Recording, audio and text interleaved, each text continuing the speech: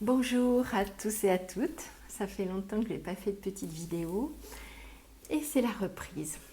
Alors j'espère que vous avez passé des super vacances et puis que la rentrée est super aussi pour vous. Aujourd'hui je voulais vous parler de la solitude et de la peur de la solitude. C'est pas la même chose et pourtant c'est dévastateur. L'un et l'autre posent souvent beaucoup de problèmes à l'intérieur. Donc souvent ce qui nous arrive, c'est quand on est seul, c'est qu'on ne sait pas se connecter avec soi-même. On ne sait pas entrer en soi pour prendre le plaisir qui est là, qui est déjà là, qui nous est donné, pour ressentir dans notre corps la vie qui frémit et pour se poser dans sa respiration, pour se sentir bien seul avec ce qui est là, en l'absence de l'autre, mais en présence de soi. Et souvent, on a tellement peur de la solitude qu'au lieu d'accueillir ce qui se passe à l'intérieur de nous, on va se projeter dans nos peurs, on va se rappeler des moments où on s'est senti abandonné, et puis on va aussi imaginer toute cette vie de solitude qui va se dérouler devant nous, où on ne va jamais pouvoir s'en sortir, où on va toujours manquer de quelque chose. La façon dont on gère la solitude, souvent, c'est de tout faire pour la fuir, de tout faire pour fuir ce que ça fait à l'intérieur. Voilà, cette oppression, cet étouffement, cette angoisse que ça produit à l'intérieur. Donc cette fuite, on va utiliser des moyens qui sont par exemple le divertissement. On va trouver tous les moyens pour échapper à la solitude et un des moyens, c'est de remplir l'espace de plein d'idées, de plein de choses.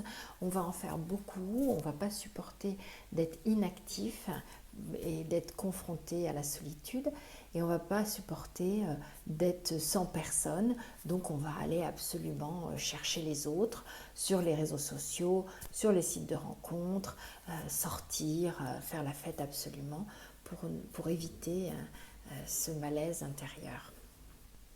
Le problème, c'est que quand on évite et quand on fuit la solitude, on a tendance à s'extérioriser, à aller vers l'extérieur de soi pour échapper à ce qui se passe à l'intérieur. Donc. Et c'est tout le contraire de ce qu'il faudrait faire.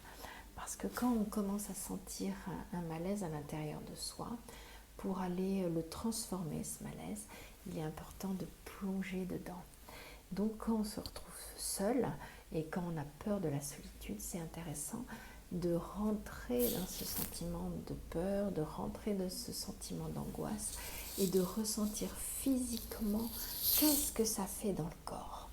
De plonger dedans, de traverser les méandres qui sont à l'intérieur, de ressentir où est-ce que ça fait mal, comment ça fait mal, comment ça empêche de respirer, comment ça met mal à l'aise, comment ça serre, comment ça tord à l'intérieur, pour pouvoir, en traversant ce chemin, trouver une issue, mais une issue qui sera à l'intérieur de nous et non pas à l'extérieur de nous. Et c'est là qu'intervient la magie, c'est que au plus profond de nous, il y a un espace où tout se transforme, où toutes les souffrances vont devenir de la lumière, où toutes les tensions vont devenir de l'espace, et où la respiration va reprendre son rythme, où le corps va aller se détendre.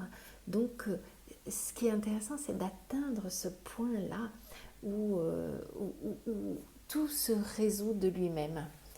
Voilà, donc je vous invite à plonger à l'intérieur de vous pour aller rencontrer ce qui se passe, pour aller mettre de la conscience sur votre corps et pour traverser cet espace de chaos et voir que ça s'ouvre sur un nouvel espace qui est beaucoup plus lumineux, beaucoup plus vibrant et très très nourrissant.